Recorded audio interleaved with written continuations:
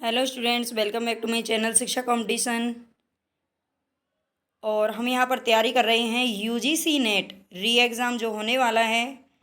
Paper first unit 9 लोक विकास और पर्यावरण। जो यूनिट 9 है आपकी लोक विकास और पर्यावरण, इसकी हमने 2-3 क्लासेस देख ली हैं पहले। आप एक बार प्लेलिस्ट में चेक कर सकते हैं और अच्छे से अगर आपने वो क्लासेस नहीं देखी हैं तो उनका पहले रिवीजन कर लीजिए, क्योंकि ये थ्योरी क्लासेस हैं और ये आप वन बाई वन करके पढ़ेंगे तो बहुत अच्छे से समझ में आ जाएंगी सारी चीज़ें।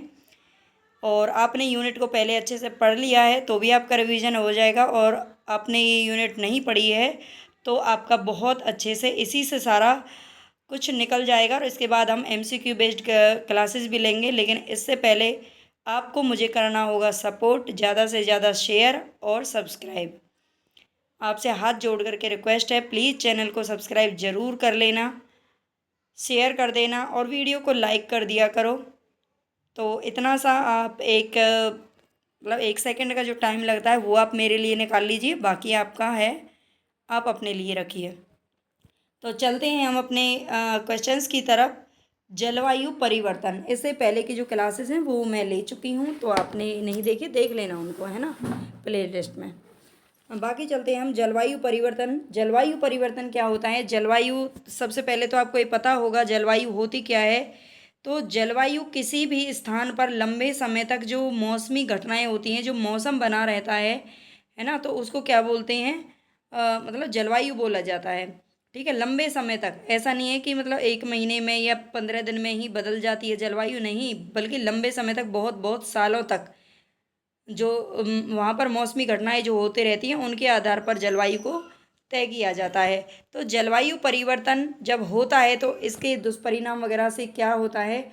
जलवायु परिवर्तन के भयंकर दुष्परिणामों से बचने के लिए विश्व के सभी देशों में यह सहमति बनी है कि वैश्विक तापमान, आप जानते हैं आजकल जो विश्व का तापमान यानी कि जो पृथ्वी गर्म हो रही है, या फिर जिसको बोले हम ग्लोबल वार्मिंग।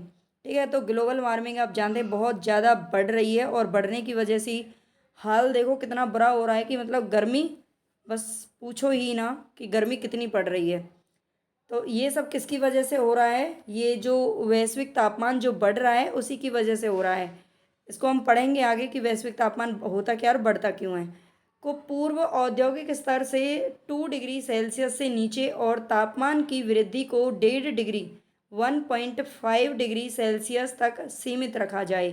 मतलब सभी देशों में ये सहमति बनी है कि जो ग्लोबल वार्मिंग है, कहने का मतलब ये है कि जो सभी देश हैं वो इसके लिए चिंताग्रस्त हैं, और किसी एक को नहीं बल्कि सबको आगे इसके लिए काम करना पड़ेगा, क्योंकि जो विश्व स्तर पर ग्लोबल वार्मिंग जो बढ़ रही है वो सभी के कारण है, किसी एक की वजह से नहीं है, क्योंकि प्रदूषण वगैरह से ये बढ़ती है और आप जानते हैं आजकल क्या हालत हो रही है प्रदूषण की, तो है ना।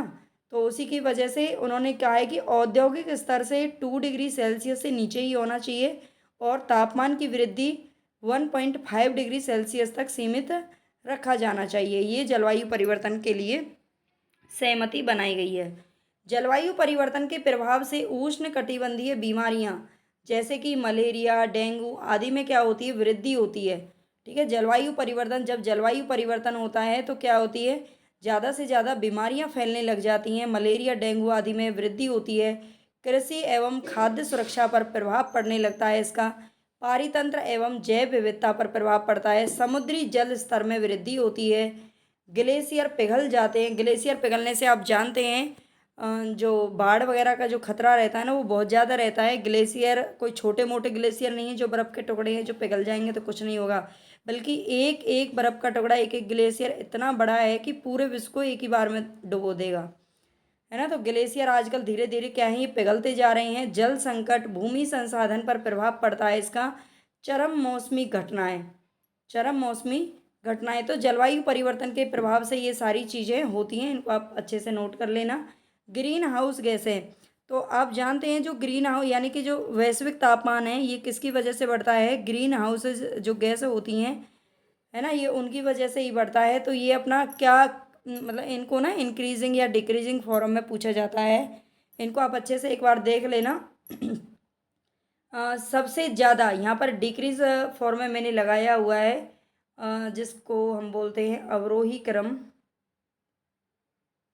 1 मिनट। अवरोही क्रम में इनको लगाया गया है। जैसे कि जलवाष्प जो होता है वो ग्रीन हाउस गैसों में सबसे ज़्यादा अपना क्या निभाता है, रोल निभाता है, यानी कि सबसे ज़्यादा वृद्धि किससे होती है ग्लोबल वार्मिंग में, तो जलवाष्प से होती है। ठीक है, ग्रीन हाउस गैसों के प्रभाव में सबसे प्रभावी कारक यही माना जाता है। और कार्बन डाइऑक्साइड का नंबर इसके बाद आता है, और फिर आती है मीथेन, और इसके बाद नाइट्रस ऑक्साइड और फ्लोरिनेटेड कुछ गैसेज होती हैं। ये भी क्या करती हैं, ग्लोबल वार्मिंग में बहुत ज़्यादा अपना योगदान देती हैं। तो ये ध्यान रखेंगे आप अच्छे से। ये इसी तरह से पूछे जा सकते हैं, आपको आरोही अवरोही क्रम में भी पूछे जा सकते हैं, या फिर इसमें से कोई 3 दे दिए जाएंगे, बाकी एक अलग से दे दिया जाएगा और पूछा जाएगा कि इसमें से कौन सी गैस है जो ग्रीन हाउस गैस में नहीं होती है। तो ये सारी चीज़ें आपको याद रखनी है। नेक्स्ट देखते हैं 1987 में निर्मित तथा 1989 से प्रभावित जो मॉन्ट्रियल प्रोटोकॉल है। मॉन्ट्रियल प्रोटोकॉल ये ओजोन परत संरक्षण से संबंधित है, यानी कि 1987 में निर्मित हुआ था और 1989 से अपना काम कर रहा है। मॉन्ट्रियल प्रोटोकॉल पूछा जा सकता है किससे संबंधित है, तो ओजोन परत संरक्षण से संबंधित है। ठीक है, और विश्व ओजोन संरक्षण दिवस है जो 16 सितंबर को मनाया जाता है, ये भी आप याद रख लेना। अगर आपने ओजोन परत या ओजोन गैसेस वगैरह को थोड़ा बहुत जानना चाहते हैं, आपको पता है तो बहुत अच्छी बात है, नहीं भी पता है तो लास्ट वीडियो में हम इसके बारे में बहुत अच्छे से बात कर ली थी हमने, एक बार वहाँ से पढ़ लेना। भारत ने ओजोन परत के संरक्षण हेतु 1991 यानी कि 1991 में वियना कन्वेंशन पर तथा ओजोन क्षयकारी पदार्थों के संबंध में 1992 में मॉन्ट्रियल प्रोटोकॉल पर अपने हस्ताक्षर किए थे। यह भी इम्पोर्टेंट पॉइंट है, इनको याद रखना आप। ओजोन परत के संरक्षण के लिए भारत ने कब अपना हाथ आगे बढ़ाया था, तो इनको याद रख लेना। 91 में वियना कन्वेंशन पर अपने हस्ताक्षर कर दिए और 92 में मॉन्ट्रियल प्रोटोकॉल पर, और ये दोनों ही किससे संबंधित हैं, ओजोन परत के संरक्षण से संबंधित हैं, जो कि हमारे लिए बहुत ही इम्पोर्टेंट है।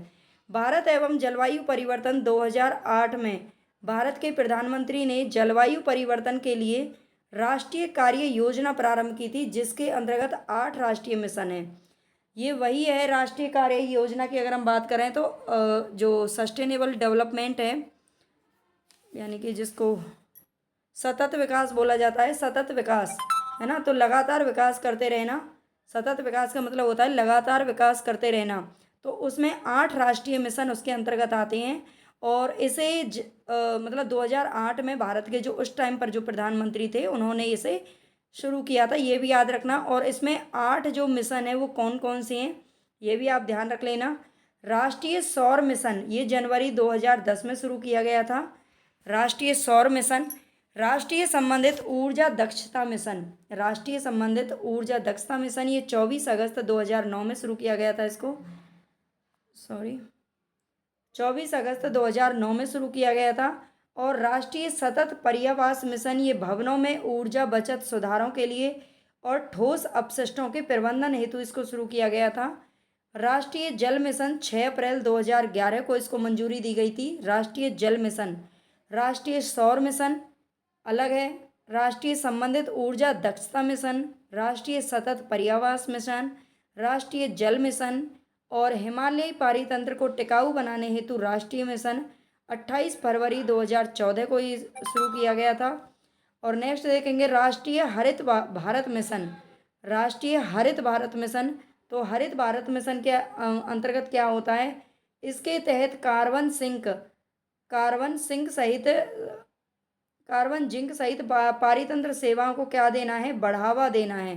क्या देना है इसमें, तो इसमें बढ़ावा देना है, ये आप ध्यान रखेंगे। नेक्स्ट देखेंगे राष्ट्रीय सतत कृषि मिशन 2008 में शुरू किया गया था। और राष्ट्रीय जलवायु परिवर्तन कार्यनीतिक ज्ञान मिशन, ये पूरा मिशन का नाम है, राष्ट्रीय जलवायु परिवर्तन कार्यनीतिक ज्ञान मिशन। अनुसंधान एवं प्रौद्योगिकी विकास तंत्रों के माध्यम से वैश्विक समुदाय को सूचीबद्ध करना एवं जलवायु परिवर्तन की चुनौतियों से निपटने के लिए इसको शुरू किया गया था।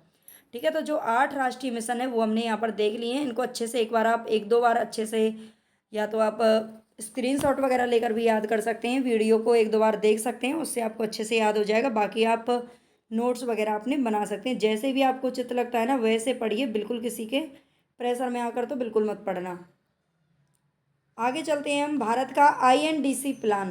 भारत का जो आईएनडीसी प्लान है ये क्या काम करता है और इसका मतलब क्या है? इसकी जो फुल फॉर्म है INDC, intended nationally determined contribution. ठीक है, ये इसका क्या होती है, फुल फॉर्म है। और ये इसका मतलब क्या है, आईएनडीसी प्लान का मतलब क्या है, ये किस लिए शुरू किया गया था? तो देखते हैं। भारत ने घरेलू मोर्चे पर जलवायु परिवर्तन के विरुद्ध अपनी प्रतिबद्धता के संदर्भ में, मतलब घरेलू मोर्चे पर, ठीक है, घरेलू, ध्यान रखना, घरेलू मोर्चे पर जलवायु परिवर्तन के विरुद्ध अपनी प्रतिबद्धता के संदर्भ में 2030 तक 2005 के स्तर की तुलना में, मतलब सरकार ने कहा था कि 2005 में जितना जो जलवायु परिवर्तन होता था उसके अनुसार हम 2030 तक क्या करेंगे, सकल घरेलू उत्पाद की उत्सर्जन जो गहनता है उसे 33 से 35% तक कम कर देंगे। ठीक है, और 2030 तक गैर जीवाश्म ईंधन आधारित ऊर्जा संसाधनों से 4% संचयी विद्युत संस्थापित क्षमता का हासिल करने का लक्ष्य तय किया गया है ना। अब ये लक्ष्य कितना मतलब प्राप्त होता है या नहीं होता है वो एक अलग बात है। बाकी इसके अंतर्गत वही सारी चीज़ें आती हैं जैसे पहले पारंपरिक तौर पर जो खाना बनता था चूल्हों पर, है ना, कोयलों से फिर या उपलों से या फिर अलग अलग चीज़ों से, लकड़ियों से, तो उन सब चीज़ों को कम करके ज़्यादा से ज़्यादा जो मतलब नवीकरणीय जो ऊर्जा है उस पर जोर दिया जा रहा है।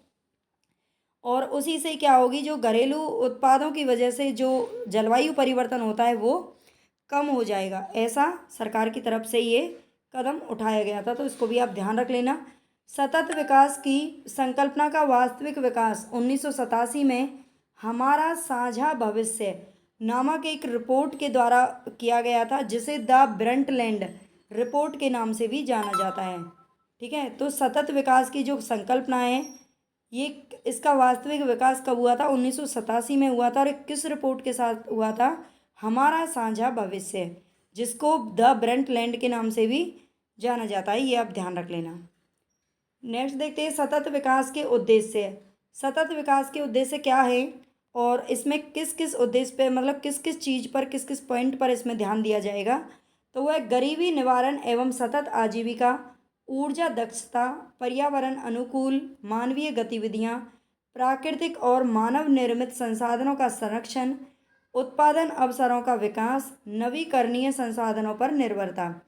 तो जो सतत विकास के उद्देश्य हैं उसमें ये सारी चीज़ें शामिल हैं कि गरीबी निवारण, सबसे पहले तो गरीबी निवारण होना चाहिए। लेकिन पता नहीं, ये कदम तो इतने सारे उठाए जाते हैं, कहते हैं सब गरीबों के लिए हैं, और कितनी सारी योजनाएं चलाई जाती हैं, कहते हैं सब गरीबों के लिए, लेकिन पता नहीं इस देश की गरीबी कभी मिटेगी भी या नहीं मिटेगी। जो अमीर हैं वो और दिन पे दिन अमीर ही होते जा रहे हैं, और जो गरीब हैं ना वो बेचारे और गरीब से गरीब ही होते जा रहे हैं। अब पता नहीं ये उनके कर्म हैं या उनकी गलत कर्मों की वजह से, या फिर समझ में नहीं आता किस वजह से इतने गरीब लोग हैं, और जो कभी ख़त्म होती ही नहीं है। और कहते हैं ना जो गरीबी होती है वो ही सारे जो चीज़ों की, सारी जो बुराइयों की जड़ होती है ना वो गरीबी होती है, ऐसा कहा जाता है। और गरीबी से भी बड़ी चीज़ होती है वो है निरक्षरता, है ना, और इन्हीं से ही सारी चीज़ें आती हैं, मतलब कहीं ना कहीं से शुरू होती हैं। तो गरीबी निवारण एवं सतत आजीविका, मतलब सतत लगातार हर किसी को आजीविका मिलती रहनी चाहिए, मिलती भी रहती है। तो या तो गरीब लोग भी ऐसे हैं कि वो करते ही नहीं हैं, करना पसंद नहीं करते, या जो भी है पता नहीं। ऊर्जा दक्षता, पर्यावरण अनुकूल मानवीय गतिविधियाँ, प्राकृतिक और मानव निर्मित संसाधनों का संरक्षण, उत्पादन अवसरों का ज़्यादा से ज़्यादा विकास होना चाहिए। जो नवीकरणीय संसाधन हैं उन पर निर्भरता हमारी ज़्यादा से ज़्यादा क्या होनी चाहिए, बढ़नी चाहिए। ठीक है, अब हम यहाँ पर देखते हैं नवीकरणीय या अक्षय ऊर्जा के प्रमुख स्रोत क्या हैं। जो नवीकरणीय, नवीकरणीय आप ये समझ लेना, इसमें कई बार कन्फ्यूजन हो जाता है, अनवीकरणीय और नवीकरणीय जब आते हैं ना हमारे सामने, इसमें से मतलब छांटो की कौन सी ऊर्जा है जो नवीकरणीय है, कौन सी अनवीकरणीय। तो सबसे पहले तो ये समझ लें, नवीकरणीय का मतलब होता है अक्षय, और अक्षय का मतलब होता है जिसका क्षय ना हो सके, जिसका क्षय। क्षय का मतलब क्या होता है? विनाश। क्षय का मतलब क्या होता है? विनाश।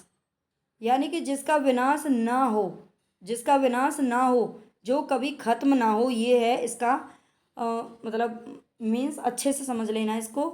ये अक्षय ऊर्जा कहा जाता है और इसमें होता क्या क्या है कि जल विद्युत ऊर्जा, ठीक है, जो जल विद्युत ऊर्जा है ये नवीकरणीय है। पवन ऊर्जा, सौर ऊर्जा, भूतापीय ऊर्जा, समुद्र ऊर्जा, तरंग ऊर्जा, ज्वारीय ऊर्जा और बायोमास ऊर्जा, इसके अलावा हाइड्रोजन ऊर्जा और ईंधन सेल, ये सारी जो ऊर्जा हैं ये किस में आती हैं? नवीकरणीय ऊर्जा में आती हैं। और इसके अलावा जो भी पारंपरिक चीज़ें हैं, है ना, जैसे पेट्रोल, डीजल, पेट्रोलियम, ये सारे किस में आते हैं? तो ये आते हैं अनवीकरणीय में, जो एक बार अगर ख़त्म हो गया ना तो दोबारा उसको पैदा नहीं किया जा सकता।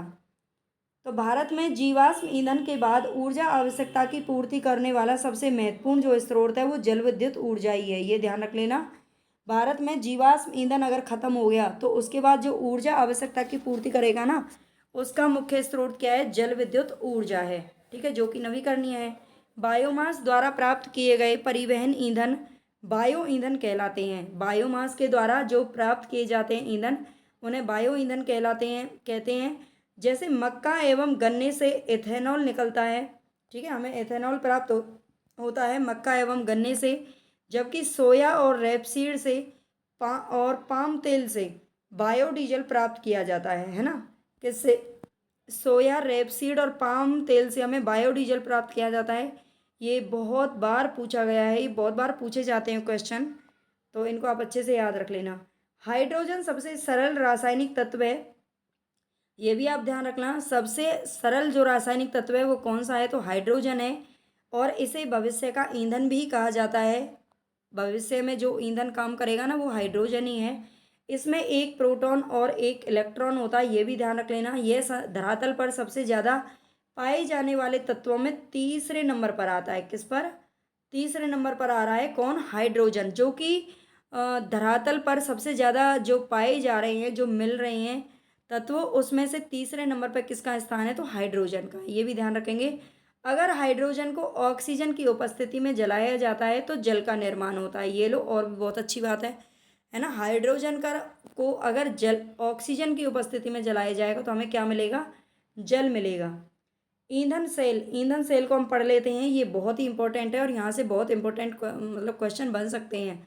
ईंधन सेल एक विद्युत रासायनिक यंत्र है जो हाइड्रोजन या अन्य ईंधन की रासायनिक ऊर्जा का प्रयोग कर स्वच्छता एवं सक्षमता पूर्वक विद्युत का उत्पादन करता है।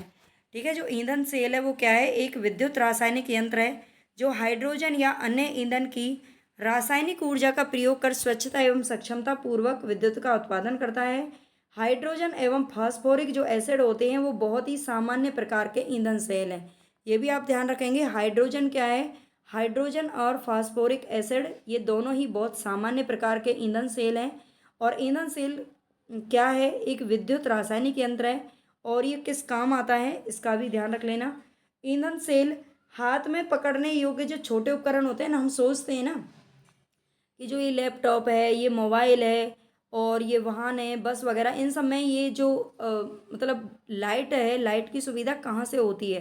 ये जो इसमें बैटरी काम करती है ना, इन सब चीज़ों में, तो ये कहाँ से काम करती है? मतलब बिजली कैसे पकड़ती है? तो यहाँ से आप समझ ले जाएंगे बहुत अच्छे से। मैं बहुत सोचती थी इस बारे में, तो यहाँ से आप समझ लेना। अब तो खैर सारी चीज़ें समझ में आ गई है, पहले बहुत सोचते थे इन सब चीज़ों के बारे में।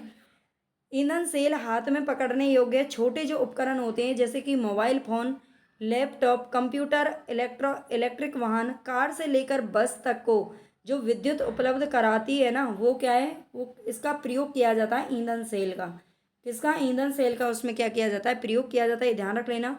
ईंधन सेल का प्रयोग सबसे बड़ी बात है कि आकाश की ऊंचाइयों से लेकर यानी कि अंतरिक्ष में जब जाते हैं ना, है ना, तो वहाँ पे किसका यूज किया जाता है? ईंधन सेल का यूज किया जाता है। कोई किसी सामान के लिए, किसी ऊर्जा के लिए। और समुद्र की गहराइयों में यानी कि जो पनडुब्बियाँ वगैरह बनाई जा रही हैं, तो पनडुब्बियों में भी किसका? ईंधन सेल का प्रयोग किया जा सकता है। प्राकृतिक आपदाएं की यहाँ पर हम बात करते हैं, ये हमारा पॉइंट है किसमें? सिलेबस में। तो इसको हम देख लेते हैं एक बार, जहाँ से क्वेश्चन आते हैं। पृथ्वी की विवर्तनिक प्लेटों के खिसकने के कारण निकली जो ऊर्जा होती है, और वो ऊर्जा इतनी तेज गति से निकलती है कि जो भूमि में कंपन पैदा होने लगता है, और उसी कंपन को क्या कहते हैं? भूकंप कहते हैं, है ना। भूकंप यानी कि पृथ्वी का कांपना। तो पृथ्वी की जो विवर्तनिक प्लेट होती है, उनके खिसकने के कारण जो ऊर्जा निकलती है, उससे ही क्या पैदा होता है? भूकंप पैदा होता है। ये आपको पता होगा, फिर भी एक बार रिवाइज कर लीजिए। वह स्थान जहाँ से ऊर्जा तरंगों की उत्पत्ति होती है, ये ध्यान रख लेना बहुत अच्छे से। वो स्थान जहाँ से ऊर्जा तरंगों की उत्पत्ति हो रही, जहाँ से वो पैदा हो रही हैं, उसे कहते हैं उद्गम केंद्र। क्या कहते हैं? उसे कहा जाता है उद्गम केंद्र। ठीक है, उद्गम केंद्र कहा जाता है उसको। और वह बिंदु जहाँ पर भूकंप की तरंगें सबसे पहले पहुँचती हैं, मतलब यहाँ से ये पैदा हो रही हैं, और ये जिस स्थान पर सबसे पहले पहुँचती हैं उसको कहते हैं अधिकेंद्र। क्या कहते हैं? अधिकेंद्र कहलाता है। ये दोनों आप पॉइंट ध्यान रख लेना बहुत अच्छे से, क्वेश्चन पूछे जाते हैं यहाँ से। सुनामी का पता लगाने के लिए या उससे संबंधित सूचनाओं के लिए तीव्रता के साथ लोगों तक पहुंचाने के लिए डार्ट तकनीक का क्या किया जाता है? प्रयोग किया जाता है। ये भी याद रख लेना। जो इम्पोर्टेंट पॉइंट है मैंने वही यहाँ पर लिए हैं, बहुत ज़्यादा मतलब खींचने की कोशिश मैं नहीं कर रही हूँ वीडियो को। मुझे भी मतलब नहीं लगता कि किसी का टाइम वेस्ट करना चाहिए। आपका टाइम बहुत कीमती है, बिल्कुल एक एक सेकंड, एक एक मिनट को आप बहुत अच्छे से यूटिलाइज़ कीजिए। और मैं भी बिल्कुल खींचने की कोशिश है, लेकिन जो मुझे लगता है ना कि इम्पोर्टेंट है, जो बताना है आपको, वो मैं बताती हूँ, और तभी मज़ा आता है पढ़ाने का भी और पढ़ने में भी। तो सुनामी का पता लगाने के लिए और उसको लोगों तक पहुँचाने के लिए किसका प्रयोग किया जाता है? डार्ट तकनीक का। और देखो, एक बार फिर याद दिला रही हूँ बस एक बार, कि प्लीज़ चैनल को सब्सक्राइब ज़रूर कर देना। ज़्यादा से ज़्यादा आप सब्सक्राइब करेंगे तो क्या है कि बहुत ज़्यादा मोटिवेशन मिलता है, और मतलब इतनी खुशी होती है ना कि मैं क्या ही बताऊँ। अंदर से लगता है कि हाँ, अब मुझे जल्दी से जल्दी मतलब वीडियो बनानी है, जल्दी से जल्दी ये करना है, वो करना है। और अदरवाइज़ जब कोई पसंद ही नहीं करता या फिर नहीं देखते हैं, तो फिर ऐसा लगता है कि हाँ, किसी को पसंद तो आ नहीं रहा है, किसी को ज़रूरत तो है नहीं, तो फिर क्या करना है वीडियो बना के, है ना। तो प्लीज़ थोड़ा सा बस मोटिवेशन मिलता है, बहुत ज़्यादा मिलता है अभी, और तो कुछ मिल नहीं रहा है, बस मोटिवेशन ही मिलेगा। तो प्लीज़ आप थोड़ा सा मतलब सपोर्ट ज़रूर करें, अपना प्यार दिखाएं। कहते हैं ना, कर भला तो हो भला। अगर आप दूसरे का भला करेंगे ना, तभी आपका भला होगा। मैं आपको नहीं देख रही कि कौन किसके साथ कैसा कर रहा है, लेकिन भगवान सब देखता है। तो मतलब मैं आपको कोई धमकी नहीं दे रही हूँ, बस कर देना, अपने प्यार से ही कर देना। ज्वालामुखी उद्भेदन के दौरान पृथ्वी की आंतरिक परतों में पेरी पेरिडोटाइट में गलन से मैग्मा का निर्माण होता है। ये ध्यान रख लेना। जो पृथ्वी, आप जानते हैं, जो ज्वालामुखी आपने देखे होंगे वोल्केनो, उसमें से बहुत अधिक मात्रा में और इतना तेज़ स्पीड से क्या निकलता है? जो लावा निकलता है बाहर आने के उसे बाद लावा कहते हैं, लेकिन अंदर जो होता है वो मैग्मा होता है। पृथ्वी के जब आंतरिक परतों में वो तैयार होता है ना, तो वो मैग्मा होता है। और वो किसकी वजह से होता है? तो पेरिडोटाइट में गलन से मैग्मा का निर्माण होता है। ये पॉइंट आप ध्यान रख लेना। और पृथ्वी के सतह पर पहुंचने पर ही इसे लावा कहा जाता है। लावा कहते हैं जब वो ज्वालामुखी से मतलब उसके मुंह से बाहर आ जाता है ना। बाहर ज्वालामुखी के 3 प्रकार होते हैं, ये भी आप ध्यान रख लेना। सक्रिय ज्वालामुखी, सुसुप्त ज्वालामुखी और मृत ज्वालामुखी। इनके बारे में आप एक बार अच्छे से देख लेना कि सक्रिय ज्वालामुखी क्या होते हैं। जो समय समय पर जिनमें से क्या निकलता रहता है, जो मतलब जिनमें से लावा निकलता रहता है टाइम टाइम पर, तो ये सक्रिय ज्वालामुखी होते हैं। और जैसे कि हमारा जो देश है भारत, उसमें अंडमान निकोबार के अंदर पड़ता है बैरन बैरन द्वीप जिसको बोलते हैं, या फिर बैरन ज्वालामुखी। और बस वही एक सक्रिय ज्वालामुखी है हमारे देश के अंदर, ठीक है, जिसमें से लावा निकलता है। बाकी सुसुप्त ज्वालामुखी की अगर हम बात करें, तो ये एक ऐसा ज्वालामुखी है, सुसुप्त मतलब सोई हुई अवस्था में है, कब जाग जाए कुछ पता नहीं है, ऐसे आप लगा लेना। सुसुप्त का मतलब सुसुप्त में तो सोना ही होता है, और वो सो रहा है, नींद से कब जग जाए कुछ भी नहीं पता। मतलब काफ़ी लंबे समय तक, क्या तो हो सकता है उसमें से 100 साल से 200 साल से या कुछ मतलब लावा बाहर नहीं आया है, लेकिन आ सकता है भविष्य में उससे लावा बाहर निकल सकता है, या फिर बहुत टाइम टाइम के बाद उसमें से निकलता रहता है थोड़ा थोड़ा, तो इसको बोलते हैं सुसुप्त ज्वालामुखी। और मृत का मतलब तो आप जानते हैं, जो एक बार मर गया वो दोबारा तो लौट के आएगा नहीं, है ना। तो ये मृत ज्वालामुखी का मतलब यही है कि जो एक बार मर गया, यानी कि वो एक बार बंद हो गया, उसमें से लावा कभी भी बाहर नहीं आता। और ना ही भविष्य में आने का कोई क्या रहता है, मतलब अनुमान लगाया जा सकता है, मतलब रहता ही नहीं है ये, संभावना नहीं होती कि उसमें से अब कभी भी क्या निकलेगा, लावा बाहर निकलेगा, है ना। तो ये 3 प्रकार के ज्वालामुखी होते हैं, इनको आप समझ लेना। इन थोड़ा सा हम प्राकृतिक आपदाओं के बारे में और पढ़ लेते हैं। चक्रवात, चक्रवात क्या होता है, ये निम्न वायु दाब का केंद्र होता है। कई बार क्या करते हैं हमें समझ में नहीं आता, और चक्रवात जब कभी हम पढ़ते हैं चक्रवात या आंधी तूफान, तो हमें लगता है कि उच्च वायु दाब के कारण होता होगा, जब क्योंकि इसमें तो तेज हवाएं चलती हैं। आंधी तूफान चक्रवात के अंदर तो बहुत तेज हवाएं चलती हैं, तो हम इसको उच्च समझ लेते हैं। तो लेकिन इसका बहुत अच्छे से ध्यान रखना है, निम्न वायु दाब का केंद्र होता है। किसका? निम्न वायु दाब का केंद्र होता है जो बाहर से उच्च वायु दाब से घिरा रहता है। जो बाहर से किससे घिरा रहता है? उच्च वायु दाब से घिरा रहता है, जिसके कारण परिधि से केंद्र की ओर क्या चलती है? अति तीव्र गति से हवाएं चलती हैं। मतलब ऐसे करके ऐसे ऐसे ऐसे ऐसे ऐसे ही बनता है ना चक्रवात, मतलब ऐसे गोल गोल गोल गोल गोल गोल गोल गोल गोल घूम जाता है ना। तो ये क्या होता है, तेज गति से जब हवाएं चलने लगती हैं और इतनी तेज गति से वो चलती हैं कि वो हवाएं ऊपर तक, मतलब हवाएं ऊपर तक बिल्कुल एकदम, कहते हैं ना वो आइसक्रीम का जैसे कोन होता है, ऐसे उसका मतलब आकार बन जाता है। बाकी तो और भी आकार में होते हैं, देखते हैं। चक्रवात में उत्तरी गोलार्ध में घड़ी की सुई के विपरीत दिशा में हवाएं बहती हैं। ये आप ध्यान रख लेना, जो चक्रवात होता है ना, उत्तरी गोलार्ध, आप जानते हैं जो मतलब ये है गोलार्ध, और ऊपर वाला है उत्तरी गोलार्ध और नीचे वाला है दक्षिणी गोलार्ध, है ना। तो ऊपर की जो दिशा है उत्तरी गोलार्ध में क्या होता है, जब चक्रवात आता है तो उसमें घड़ी की सुई के विपरीत दिशा में हवाएं बहती हैं। मान लीजिए ये घड़ी होती है ना, घड़ी इस टाइप से, और वैसे तो घड़ी की जो मतलब सही दिशा की अगर बात करें तो इधर चलेगा, इधर इधर घूमेगी। लेकिन जब विपरीत दिशा में घूमती है ना, तो वो इधर घूमती है, यानी कि 12 से इधर आगे 12 बजाएगी, ठीक है। तो विपरीत दिशा में घूमेगी, ये सब तो आपको वैसे पता होगा, शायद ज़्यादा एक्सप्लेन करने की ज़रूरत नहीं है। तो चक्रवात में उत्तरी गोलार्ध में घड़ी के विपरीत दिशा में घूमती है, हवाएं बहती हैं, और जबकि जो दक्षिणी गोलार्ध होता है उसमें घड़ी की सुई की दिशा में हवा चलती है। और ये जो चक्रवात है उसका जो आकार है वो गोलाकार भी हो सकता है, अंडाकार भी हो सकता है, या वी आकार का भी हो सकता है, ठीक है। ये भी आप ध्यान रख लेना बहुत अच्छे से। स्थिति के आधार पर चक्रवात के 2 भेद होते हैं। तो ये 2 भेद कौन से होते हैं? शीतोष्ण कटिबंधीय चक्रवात और उष्ण कटिबंधीय चक्रवात। शीतोष्ण कटिबंधीय चक्रवात और उष्ण कटिबंधीय चक्रवात, दोनों को थोड़ा सा हम देख लेते हैं यहाँ पर। शीतोष्ण जो कटिबंधीय चक्रवात होते हैं उत्तरी और दक्षिणी दोनों गोलार्ध में 35 डिग्री से 65 यानी कि 35 डिग्री से 65 डिग्री अक्षांशों के मध्य पाए जाते हैं। यह उत्तरी गोलार्ध में शीतकाल में, जबकि दक्षिणी गोलार्ध में पूरे वर्ष उत्पन्न होते हैं। ये भी आप ध्यान रखें, जो शीतोष्ण कटिबंधीय चक्रवात होते हैं ये उत्तरी गोलार्ध में केवल सर्दियों के टाइम पर ही चलते हैं, और दक्षिणी गोलार्ध में तो पूरे साल कभी भी चल सकते हैं, उत्पन्न होते ही रहते हैं, ठीक है। इनको याद रख लेना। इसके प्रमुख क्षेत्र निम्न है। जो शीतोष्ण कटिबंधीय चक्रवात है उसके क्षेत्रों की अगर हम बात करें तो उत्तरी अटलांटिक महासागर, भूमध्य सागर, उत्तरी प्रशांत महासागर और चीनी सागर, ये ऐसे क्षेत्र हैं जहाँ पर शीतोष्ण कटिबंधीय चक्रवात पाए जाते हैं, ठीक है। उष्ण कटिबंधीय चक्रवातों की अगर हम बात करें तो ये उत्तरी और दक्षिणी दोनों अक्षांशों में 5 डिग्री यानी 5 डिग्री से 30 डिग्री के बीच उत्पन्न होते हैं। भूमध्य रेखा के दोनों तरफ कोरियोलिस बल के कारण प्राय इनका क्या रहता है? अभाव रहता है। यानी कि भूमध्य रेखा आप जानते हैं बीचों बीच में से गुजरती है दोनों गोलार्ध के, और इसके आसपास ये कम आते हैं। क्यों? किसकी वजह से कम आते हैं? तो कोरियोलिस बल के कारण यहाँ पर इनका अभाव रहता है, मतलब कम आते हैं यहाँ पर।